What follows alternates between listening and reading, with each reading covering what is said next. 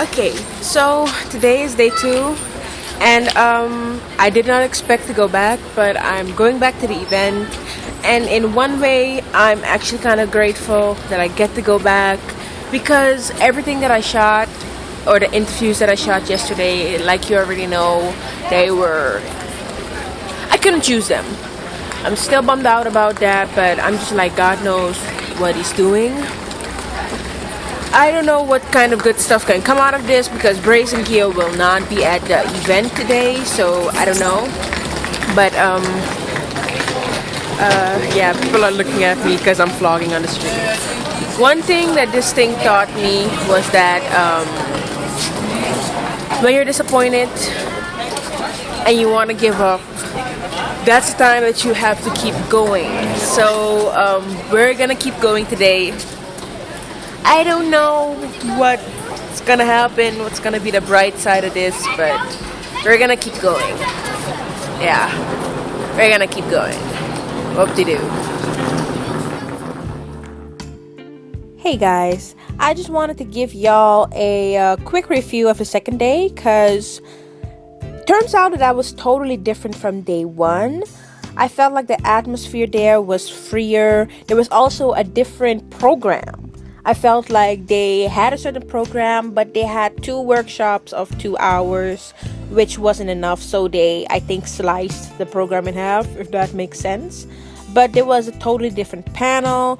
The blogger of This Girl's Black Book, which was really cool. I'm sorry, I don't know the name of the other lady, which I feel really, really bad about. But there was also a stylist. The man that you see is a stylist from a salon, and it was pretty cool. He gave us a live demo. People could ask questions, and that was awesome sauce. So all in all, it was a really fun day, totally different from day 1. We also got to take our picture with her again, or at least I didn't. People got to take their picture with her again, and I got my interview. Are you ready? So, hey guys, so as you can see, I'm sitting here with the one and only Taryn Guy. So this is really cool. Like, it worked. It's successful. Yeah. She's here. So I'm like, what worked? No, what worked? I made an intro video for my channel, because this is the first event that I went to as a vlogger. So I was really excited, and I was just thinking, is it gonna work that I'm gonna be able to interview artists that had some stuff here? Okay. And you yourself. Yeah. So I was just like, I hope it's gonna work. I was really excited, and you're here. Yeah. It's really cool, and it also taught me, like, just take a chance and just go for it. Yeah. Because, yeah, it's really cool. But do you want the questions? Sure. Or do you want to? Okay. So the first question is this. I don't know if it's possible that people don't know your channel, but for the people who don't, what is your channel about? Well, my name is Taryn Guy, but the channel URL on YouTube is Taryn916, and I started I was curious about my natural hair. I didn't know what to do with it, so I started searching on YouTube, and I saw some amazing videos. It all worked, so I just decided to share my journey, not really from an expert side, but just from, you know, a little hair journal on YouTube, to kind of just show what I learned and kind of pass it on. And from there on, and kind of morphed into a natural hair channel, and then it turned into just an all-around empowerment channel. Yeah. Nice. And your channel is in America, right? It is, yes. You live in America. I live in America. I'm from New York, Brooklyn. Picking up I love the saying that. Yes. Nice. Okay, so, and now you're here in the Netherlands, in Europe. Why are you here? I don't know. Oh goodness, I mean, I feel like a lot of the European countries are, first of all, it's huge with just mixed black people and different textures and different people. It's like a rainbow out here, you know, and it's untapped. No one's paying attention. At least from the U.S. side, no one's saying, hey, Europe.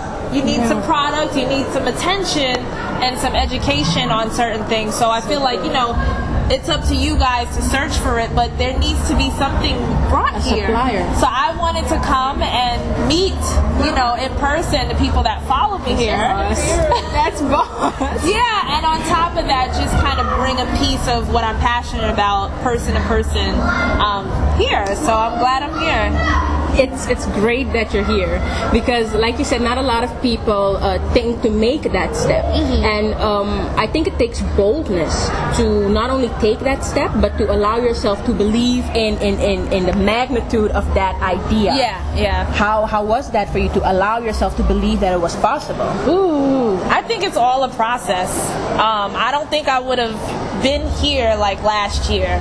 I feel like every single step is just as important to get to that next step, which eventually takes you 10 steps, and you wouldn't have got to that 10th step if you wouldn't have made the first or second. So I feel like I'm just taking steps, so I just leave it up to, you know, it happening and me just focusing on what I'm passionate about, you know. I don't care about the other stuff. It all comes with anyway, you know. Yeah, that's wisdom. Yeah. That's wisdom. Oh. Yeah. So you say it's a process, right? Yeah. Is there something in your process as you look back that was really a turning point for you to allow yourself to just be open for these new things to come? A turning point? Yes. That's a good question. I don't even remember like the actual turning point. Everything's moving so fast. And it's just flowing. It just all seems so natural that I don't feel like there was like this major turning point to be where I am. Like I swear to God, I don't know. No, it's okay that you don't, because it's for you. It's your life. It's just you're here, and you're just really thankful that you're here. Right. I get it. Yeah, I get it. Oh, yeah, it's really cool. So the reason why you're here is for the Love and Learn Your Hair tour, right? Yes. Can you tell us a little bit about that? Yeah, sure. Love and Learn Your Hair is about loving and learning, but it's really about inspiring and educating at the same time. Because sometimes you have one part, but you don't have the other. So I just want to bring both together at the events that I do. And I feel it makes the journey just a little bit more easier when you are inspired and educated and you are learning and embracing at the same time. Nice. You also brought this tour in different cities in the United States. Yes. So you've been busy for a while now. How has the experience been? Crazy, because I just started, so I'm on my third city in the U.S., which is D.C. on Wednesday, and then I still have like 10 more to go after that, so it's a little crazy, but again, it's all about the mission and everything else just happens. So yeah. So a little bit of a question on that. How has the experience been in terms of high moments and then in setbacks, and what have those setbacks taught you? Oh, yeah, a lot of setbacks, especially behind the scenes, the things that nobody really sees when planning a tour and formulating your team, you know, event managers, PR, all of that comes together to create everything and make sure everything runs smoothly. I've had to switch up a lot of people on my team, and, you know, direct one and put one here. Like I've been in tears sometimes because I put a person in a place to do something and it fell, you know, at least I thought it fell, but I saved it because there's no way that I'm just going to allow something to just, you know, fall. So it's all about placement, so I'm okay with it. It's behind the scenes that's a little crazy, but it definitely keeps me going, and I learn all the time. What has it taught you in terms for yourself and your development in life? To trust the process, because it may seem negative in the moment, but it's not negative, because when you look in hindsight, you see, oh, that was supposed to happen for this to happen, so it wasn't supposed to. So when you see all of that in hindsight, I think your forward vision should be the same. This is just the way it is. How are you going to react to it, more so than complaining and saying, oh, poor me, you know? Nice. No pity party. I like that. No pity parties over here. So, and then, what is your advice for, first of all, people who dream big, who dream big but they're scared to take the step, they want to accomplish something but they're dreaming now? What is your advice for them? To dream more, continue to dream, but start to believe it in a sense of taking small steps and achieving, like being successful in the small steps. And as you become more successful in those small steps, like even just making a phone call and completing a task, it gives you that feeling of, wow, okay, I can do this, I can do that. And then slowly but surely it grows and it grows and it grows. You don't say, I want to buy a jet tomorrow, and you don't believe it, and it's not going to happen, you know. So that's true. You can't go from 0 to 50. You have to slowly achieve certain things. I can respect that. Yeah. You know, unless you're that person who's just like, I see the jet, I'm going to get it. Then you're good. But for people who need that, you know, that validation, then of course the small steps help. I think that most of us need that validation, and we need to do it in steps. Which is fine. Just don't stop. That's a very good point. Just don't stop. That's a very, very good point. And my last question then would be, what is your advice for people who have just started blogging, like myself, to make a... Let me just put my question like this. Okay. I am very inspired by your channel and the realness by it, and the boldness of which you conduct yourself and the things that you did. What would your advice be to vloggers, not only just to be able to build up their channel, but also to inspire, to just be themselves? Because sometimes that is kind of challenging, to be yourself and realizing that people are watching you, even if it's just a small number. People are watching you. How do you also stay true to that? So round question, I'm sorry. No, it makes sense. It's easy to say be yourself, but seriously be yourself. Like, don't compare yourself to, you can be inspired, but don't compare yourself to like other vloggers and bloggers and the number counting. Don't count your numbers and how many followers and like all of that just comes because you want to create the real connection with your viewer or your reader. So just focus on the connection and word of mouth. It just happens. It goes viral once people are like, oh my God, you know, you don't get that oh my God factor when you're like bubblegum in front of the camera because you see such and such doing this and she has 200,000 subscribers. So that's her. That works for her, but it's not going to work for you. People sense fakeness. Yeah, so just be authentic always and don't worry about the numbers. Just do your thing and believe in it. I swear to God, it grows. Seriously, that's clear enough. It's very clear. Thank you so much for taking your time. Thank you for coming and Natural Black Hair. thank you, Natural Black Hair. I wanted to end this interview that we love you in Europe, but I come from Suriname in South America, and people love you there too. Oh, really? And I had to give a shout out from people in Suriname who couldn't be here, that they're really excited and they wish you would come to Suriname once and stuff like that. I didn't know they wanted me out there. So just check it on the map. It's above Brazil. It's a beautiful country, and people love you there too. Okay. Yeah. I wanted to say that. Thank you. Thank you. So yeah, guys, that was it. So big step, big step.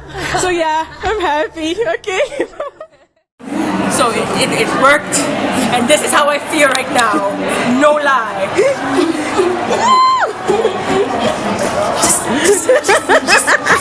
It was so late. Okay, guys, so I'm really happy. After the setback yesterday, at least something went right, and I still have the lessons that I learned yesterday. I learned so much during the interview. I'm so inspired right now, and I'm so happy. So I don't want to forget this moment, and I wanted to share it with you guys. and I shared my dorky dancing and the craziness, and I'm happy. I'm so happy. So this event is a very much this event is very much a success.